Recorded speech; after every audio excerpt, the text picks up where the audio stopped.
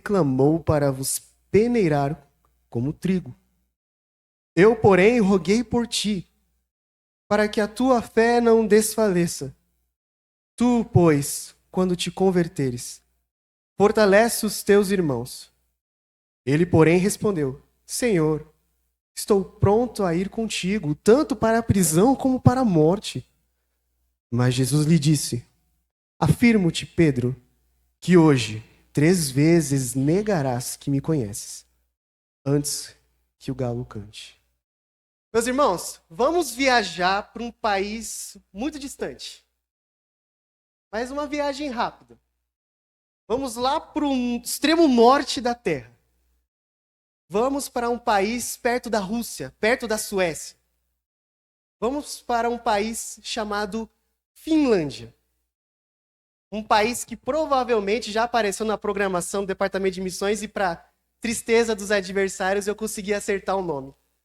Mas este país, que muitos não conhecem, é conhecido pelos seus belos lagos, pelas suas belas florestas, por um silêncio muito agradável. É um país de primeiro mundo. Um país com uma economia invejada por muitos países de muitos lugares da Europa. Mas também é um país que me chamou muita atenção, porque um certo dia do ano, mais especificamente no dia 13 de outubro, eles celebram um dia chamado Virrepeiva.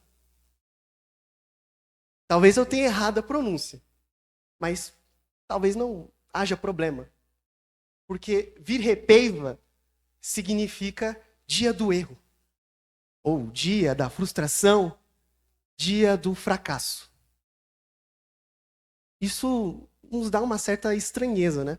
Por que um país de primeiro mundo, um país tão rico, separa um dia para comemorar os seus próprios fracassos?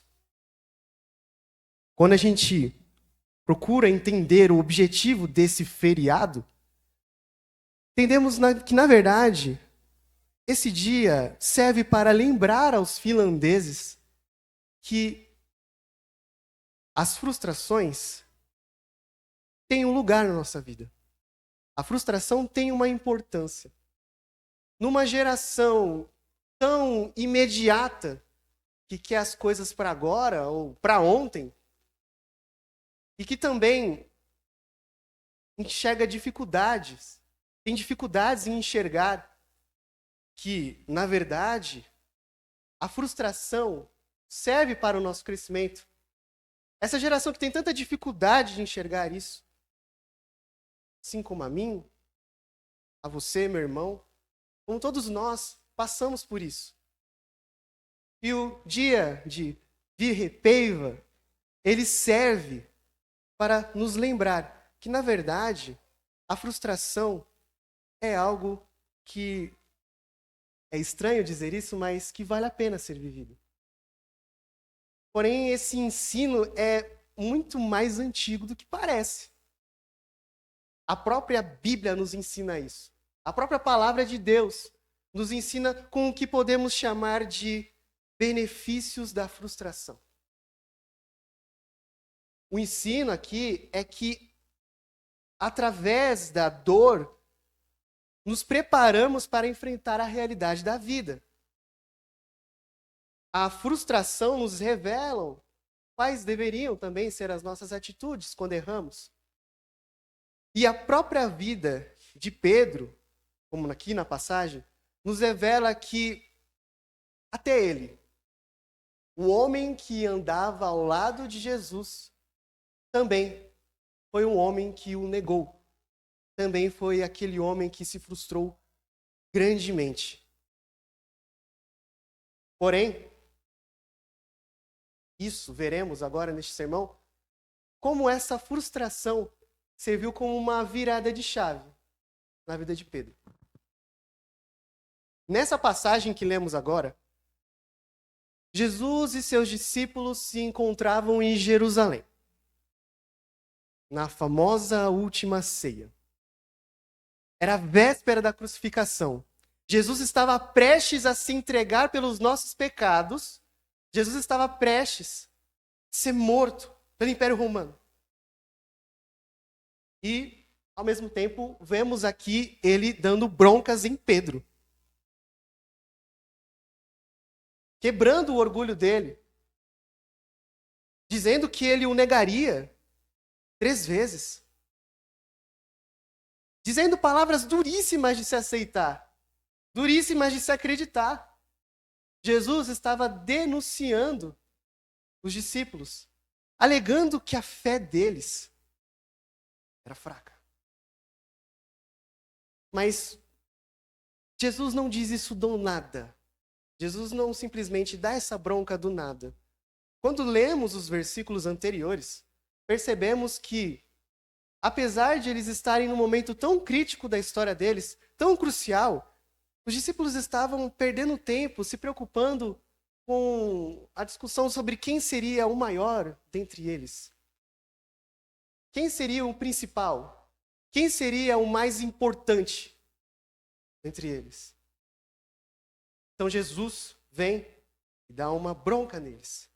Eles precisavam de um choque de realidade. Foi o que aconteceu. Dando início, então, à exposição deste texto, primeiro eu gostaria de dizer que a frustração, ela tem os seus benefícios. E ela nos revela 3 benefícios grandiosos de muita importância. O primeiro benefício que enxergamos é que a frustração nos coloca no lugar. Continue comigo, leia comigo o versículo 31.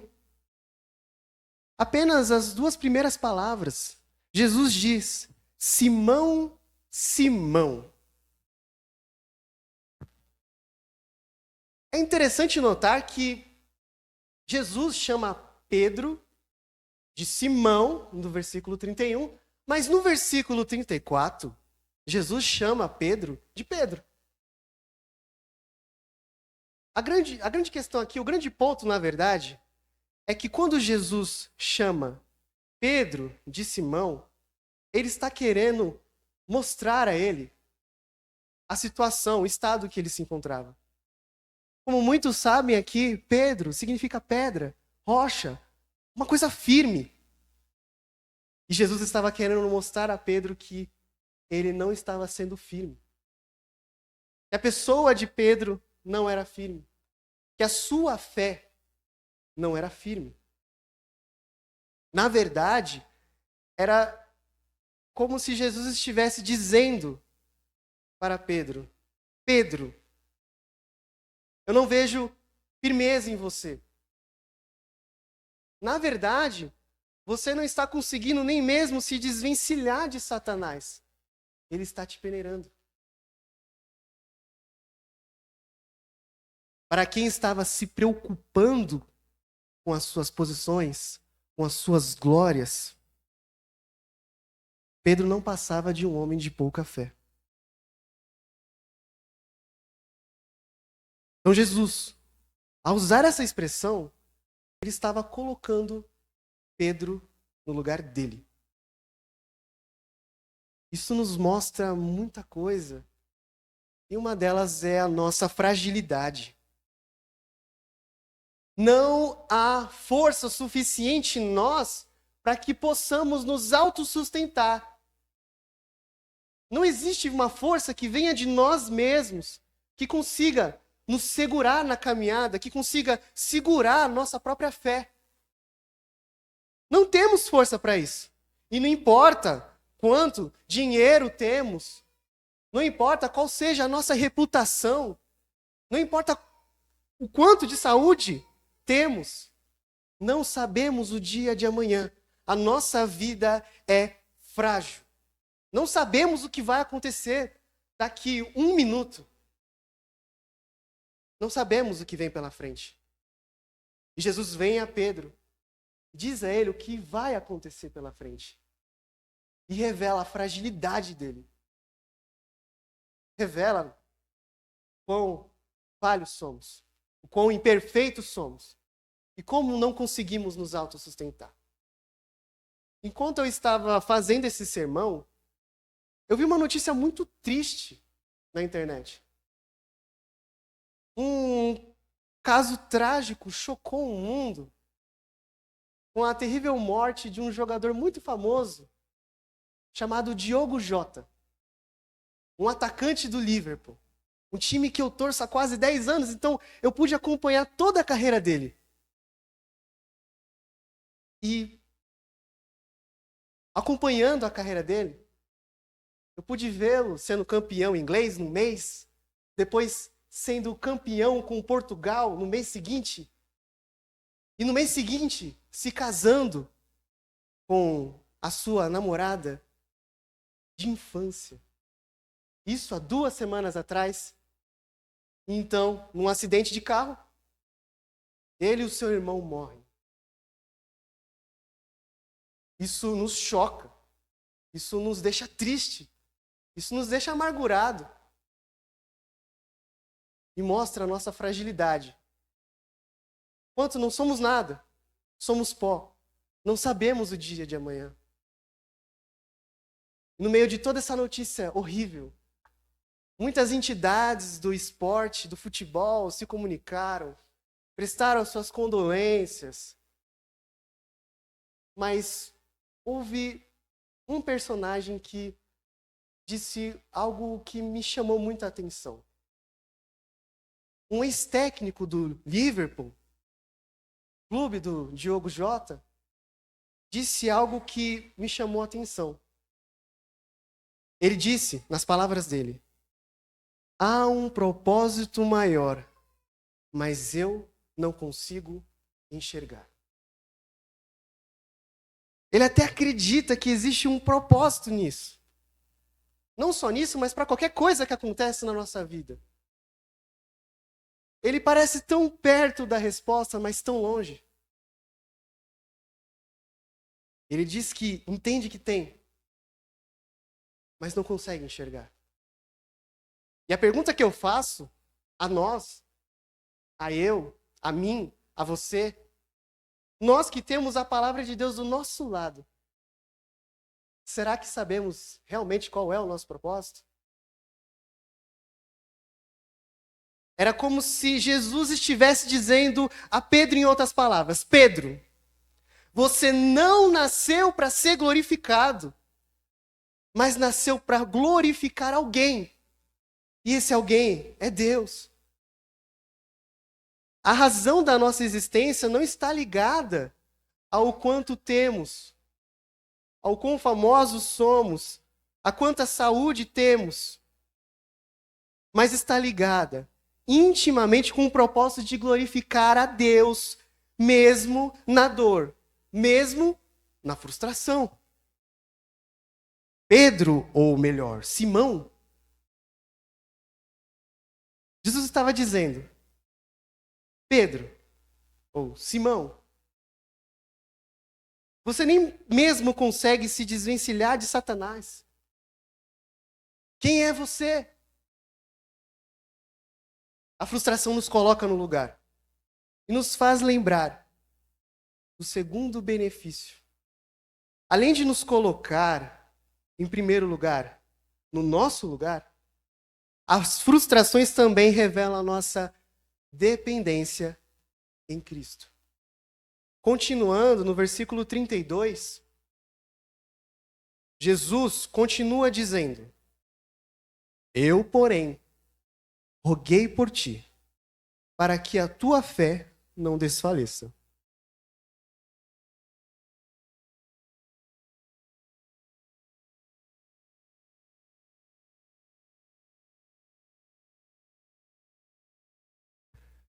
Jesus avisa a Pedro que, apesar das provações de Satanás, a sua fé não iria desfalecer, porque Jesus iria rogar por ele, ou seja, ele iria orar por ele.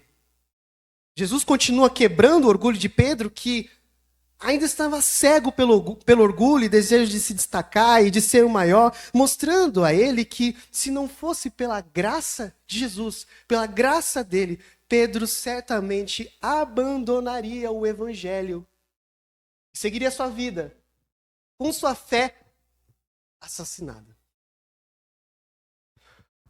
O apóstolo Paulo, em 2 Coríntios, capítulo 12, revelou à igreja de Corinto que havia recebido incríveis revelações da parte de Deus. Ele pôde contemplar com os próprios olhos o terceiro céu. Ele viu coisas inexplicáveis, coisas, como disse ele, inefáveis. Ele viu coisas maravilhosas. Mas também Paulo afirmou que, para que ele não se orgulhasse daquilo, para que ele não se exaltasse daquilo, ele recebeu um espinho na carne.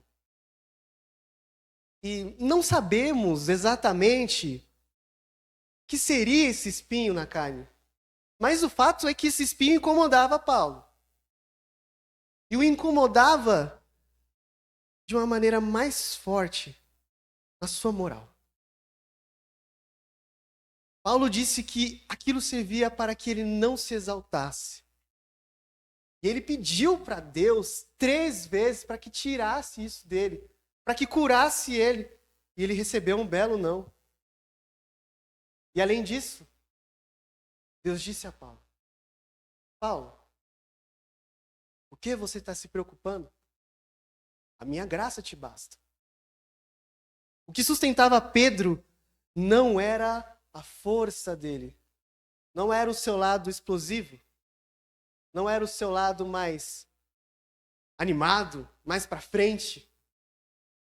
O que sustentava Pedro não era nada além do que a graça de Deus.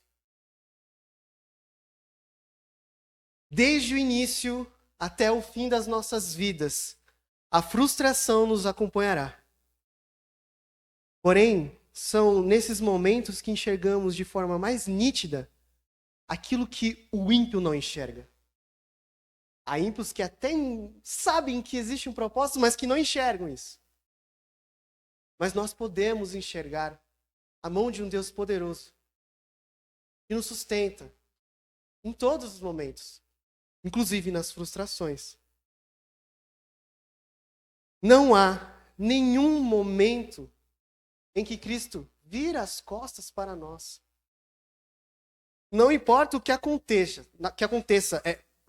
ainda que cometamos diversos erros, ainda que pisemos na bola, ainda que falhamos feio, o Senhor nos permite se arrepender de nossos pecados. Diferente do que Ele faz com os ímpios.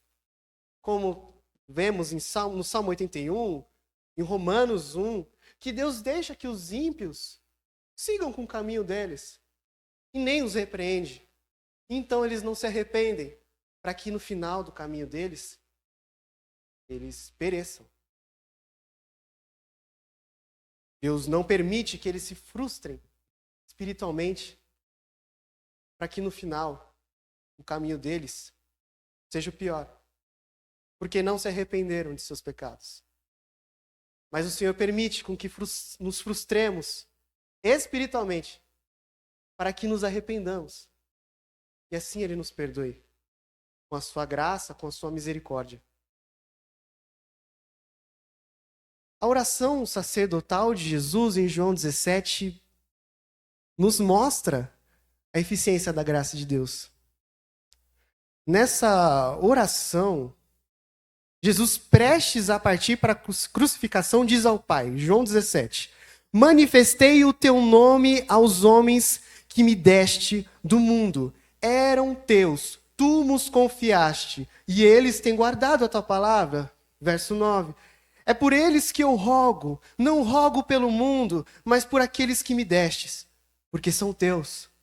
Quando eu estava com eles, guardava-os no teu nome, que me deste, e protegi-os. Nenhum deles se perdeu, exceto o filho da perdição, para que se cumprisse a Escritura. Jesus está dizendo, nenhum deles se perdeu, porque ele não permitiu que isso acontecesse. Não importa o que aconteça nessa vida, não importa o que é que nos bata, o que é que nos deixa abatido, não importa qual seja a tristeza, não importa qual seja a angústia, nada disso mata o crente. Porque quem sustenta o crente, quem ergue o crente, é o próprio Deus, com a sua graça. Não é através do braço do crente, mas através do braço de Cristo. Porque, como vimos anteriormente, não temos força nenhuma, mas temos um Deus que tem força. Uma força maior que todo o universo. A frustração não mata o crente, mas traz outro benefício. E assim chegamos no nosso terceiro benefício. Primeiro, aprendemos que o primeiro benefício da frustração é que ela nos coloca no nosso lugar. E em segundo, que ela revela a nossa dependência em Cristo. E agora, em terceiro, podemos aprender que a frustração, ela também amadurece a nossa fé.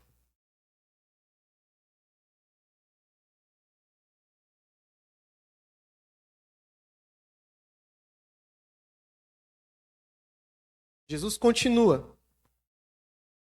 No versículo 32 ainda. Tu, pois, quando te converteres, fortalece os teus irmãos. Antes de dizer a Pedro que ele o negaria 3 vezes, Jesus já prediz algo que aconteceria depois disso. O cantar do galo, na verdade, serviu para alertar a Pedro das palavras de Jesus, para fazer com que Pedro se lembrasse das palavras dele.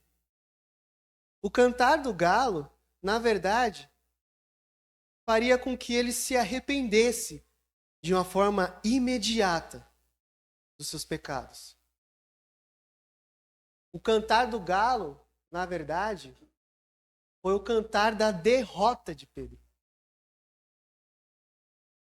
E falando em derrota, assim como eu e muitos de nós dessa igreja que já participaram de igrejas pentecostais, podemos nos lembrar daquilo que podemos também chamar de triunfalismo emocional. Tudo vai dar certo. Não se preocupe. Você será feliz. Cura vai chegar. Vai dar tudo certo. Porque tudo posso naquele que me fortalece. Vitória, vitória e vitória. Por muitos anos escutei isso na minha vida. Vitória, vitória e vitória. Mas, na verdade, tudo posso suportar naquele que me fortalece. Paulo está dizendo, eu posso passar por tudo, mas quem me fortalece é Ele. Eu não tenho força, mas o meu Deus tem força. E Ele vai fazer com que eu suporte. O próprio Jesus nos mostra uma realidade completamente diferente. Quando realmente vivemos o Evangelho, percebemos que parece que a gente mais perde do que ganha. A gente começa a enxergar coisas que a gente não enxergava antes.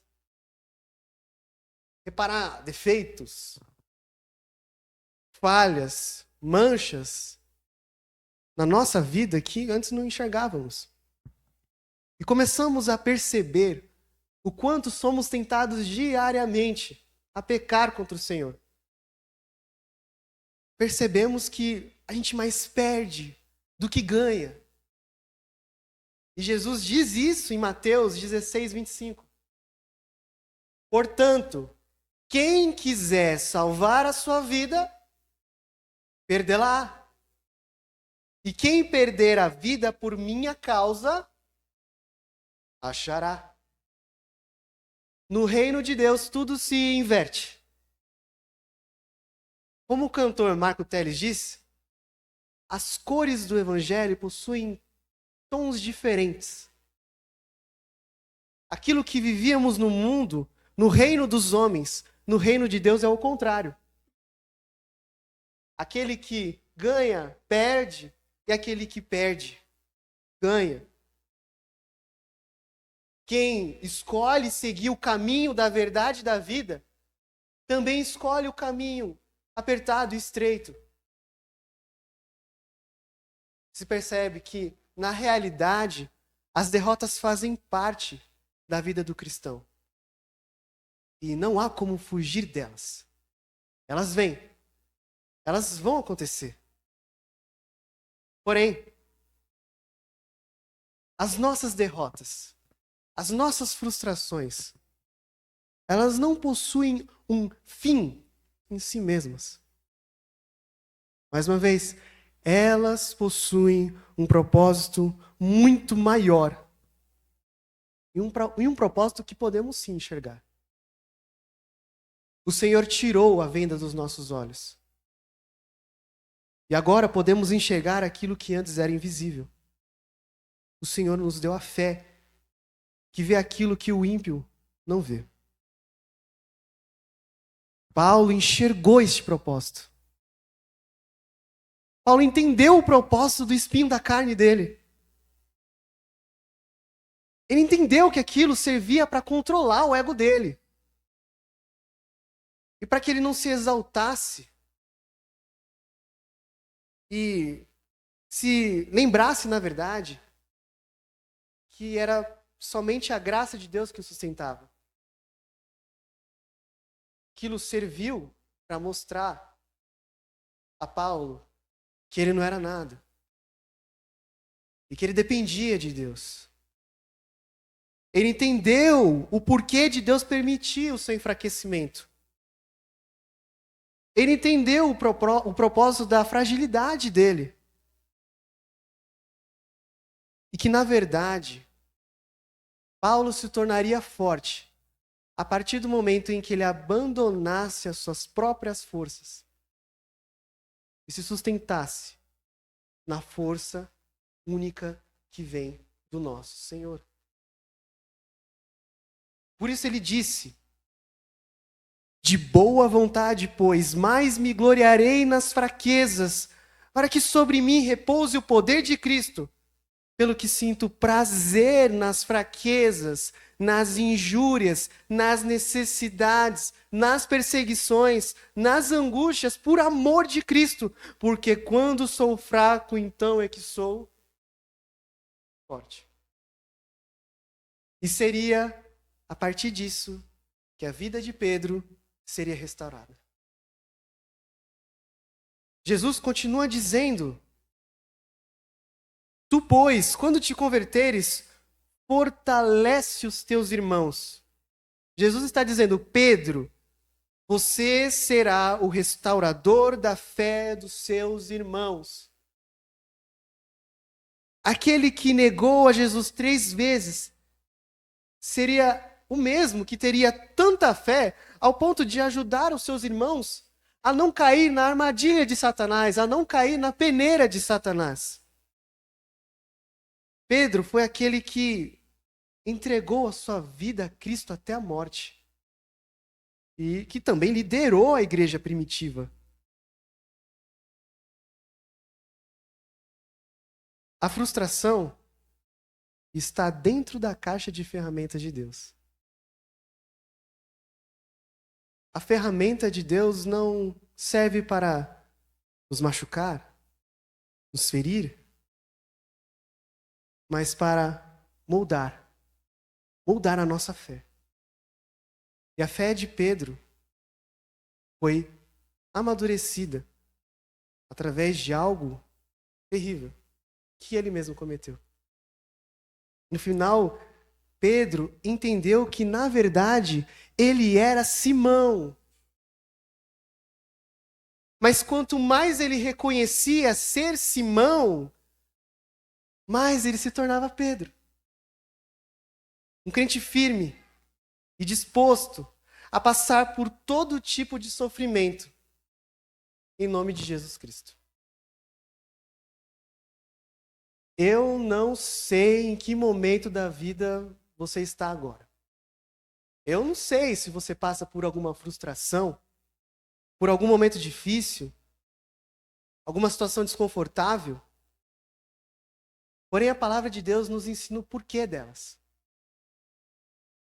Deus não usa as nossas frustrações para nos torturar. Muito pelo contrário. Ele usa as frustrações para nos lapidar. Até chegar ao ponto em que as pessoas ao nosso redor enxerguem a imagem de Cristo em nós. Numa geração tão ansiosa que quer tudo para agora ou para ontem, é difícil entender que precisamos pagar um preço muito grande. Um preço muitas e muitas vezes parcelado e com muitos juros, que é viver a vida cristã, que é viver a vida no Evangelho. Precisamos parar de confiar na nossa própria força. Abaixar os nossos braços. E deixar que os braços de Cristo nos ergam. Se queremos força, se queremos sermos fortes, precisamos primeiro reconhecer a nossa fraqueza. Se queremos ser Pedro, antes, primeiro, precisamos ser Simão. Você não está sozinho. Todos nós passamos por diversas provações. Mas eu quero que você entenda, nessa noite, que isso faz parte do processo. Não enxergue as frustrações como coisas que apenas vão piorar a sua vida. Enxergue nelas um caminho para crescer na fé. Quando as coisas estiverem difíceis, não tentem resolver com as suas próprias forças. Não tentem resolver com os seus próprios braços. Deixe que Cristo te erga. E quando você se recuperar, perceberá que, na verdade, tudo foi para o seu bem. Pois todas as coisas cooperam para o bem daqueles que amam a Deus, daqueles que são chamados segundo o seu propósito. Se nós amamos o Senhor, recebemos a maravilhosa notícia. Ei, não importa o que é que você esteja passando. Até a dor serve para o teu bem. Deus não te abandona. Deus não te deixa largado a esmo. Mas Ele usa cada detalhe da vida, até mesmo aquilo que não gostamos, para nos moldar, para nos preparar, até o dia em que não haverá mais frustração. Até o dia em que não mais haverá choro. Até o dia que não mais haverá angústias, negação, nada disso. Veremos Cristo, o homem que foi perfeito por nós, face a face. Mas até que cheguemos lá, a frustração vai bater à nossa porta. Como responderemos a isso? Podemos responder a isso, entendendo que a frustração nos lapida, para que a cada dia mais nos pareçamos com Cristo Jesus. Amém?